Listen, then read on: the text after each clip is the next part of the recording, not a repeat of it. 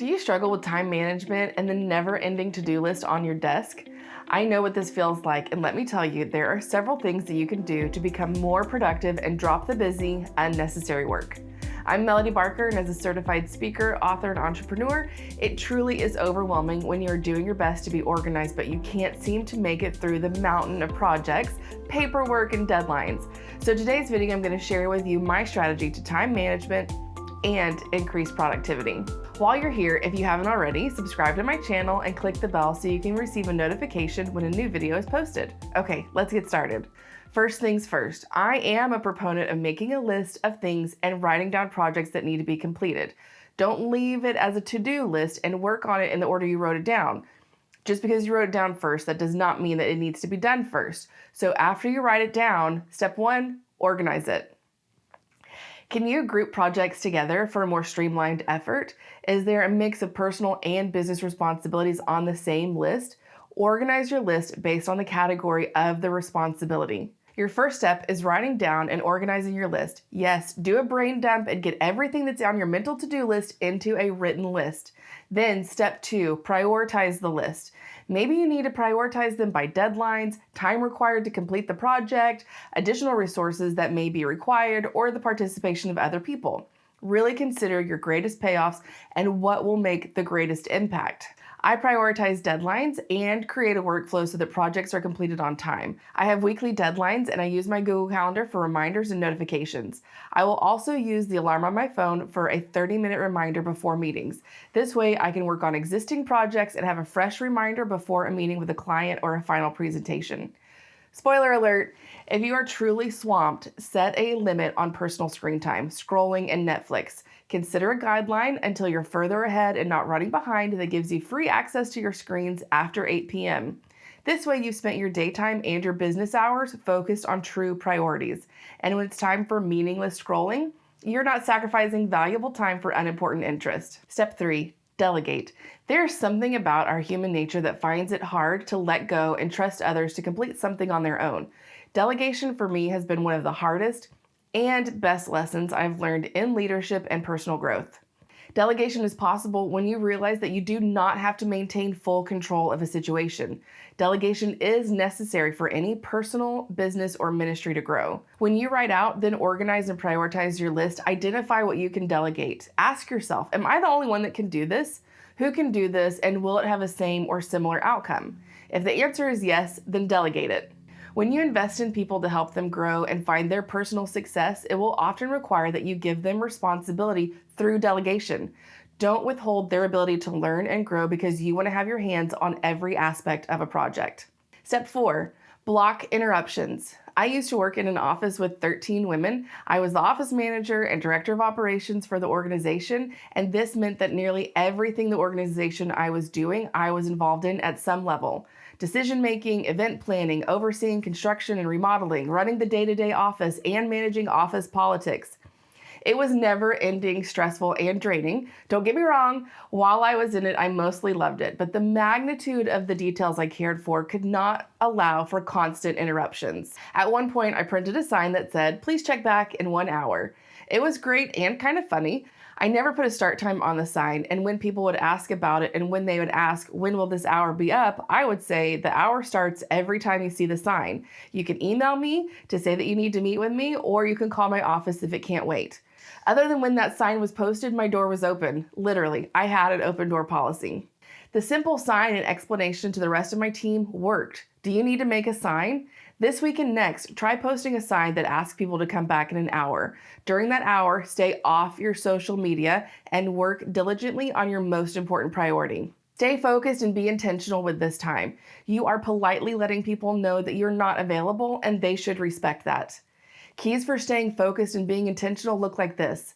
During this hour, or when you're in a crunch time, or if you really want to increase your productivity, work with your notifications turned off on your smartwatch and your computer. Turn off your private messaging or text notifications. Use the do not disturb options that you have available. I have made it a habit to work with my phone set to no notifications and do not disturb. I don't need a pop-up for every email that comes in, and when I'm focused, I don't need to see a text message that will distract me and interrupt my workflow. Try it. You will feel the withdrawal at first, but then you will enjoy how much productivity you are actually achieving. Step 5, plan for the future. All of what you're doing today should lead you to what you want for tomorrow. But what do you want tomorrow to look like? This is where your 4 steps create the pathway for what is ahead of you. You have organized, prioritized, delegated, and blocked out interruptions. All of this is so that tomorrow can look more and more like what you've aimed to achieve. If you don't take time to imagine what tomorrow will look like, then what's the point of working so hard for it?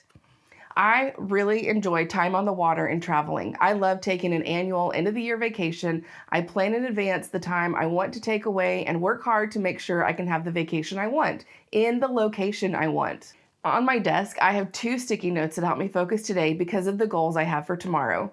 One of the sticky notes is the reminder to time block my first 4 hours of the day based on the book, The One Thing.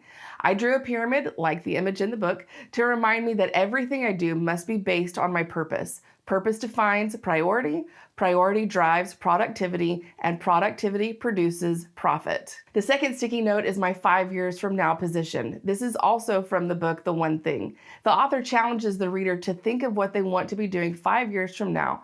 This challenge also includes writing out how much money you want to be making a month.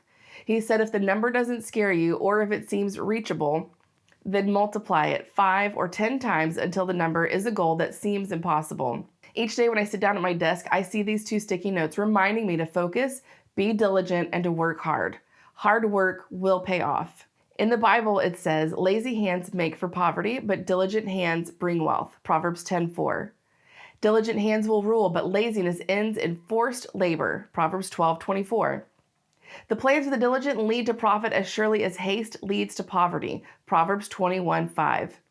Diligently pursue the plans you have created. Put every effort possible into today so that by the end of today, you are closer to achieving what you previously could only imagine. Step 6, rest. You may hear this and say, doesn't that contradict everything she just said? Nope. Rest is necessary and it's become highly underrated in our culture. Somewhere in the last 10 years or so, we have confused productivity with busyness and we have ignored the need to rest. I teach a course called Developing Leaders in Ministry Bootcamp, and it has 8 learning modules in it. One of the lessons focuses on self-care and rest. This lesson by far has actually had the greatest response. I was shocked at the feedback on this one session. My clients were mostly impacted and transformed when I walked them through the self-care and self-expectations model in the course. Self-care and giving yourself time to rest is becoming a more discussed topic, and people are finally understanding that work-life balance is possible when you bring in the steps that I'm sharing with you today. In the Bible, it says, in their hearts, humans plan their course, but the Lord establishes their steps. Proverbs 16:9. Make time this week to imagine what your future could look like. Create visible reminders for the goals you have set and focus on the things that are your true priorities. Set the course for your life by applying the 6 steps I shared with you today. Plan your course and watch how God will establish your steps. 6 steps to writing down and implement for successful time management and productivity. 1, organize. 2, prioritize. 3, delegate. 4, block interruptions. 5, plan for the future. And number 6, rest. As you apply these 6 steps, I want to leave you with one of my favorite verses. In fact, I love it so much, I have framed it and I have it hanging up in my house. Commit to the Lord whatever you do, and He will establish your plans. Proverbs 16:3. I'm Melody Barker, and I hope you enjoyed this video. Be sure to subscribe and click the bell for notifications of new videos. If you're struggling with thoughts like, you won't be successful or this won't work, and really feel like your thoughts are working against you, I want to encourage you to watch the video for Retraining Your Thoughts, 5 Mindset Tips for Success. I'm Melody Barker, and thanks so much for stopping by.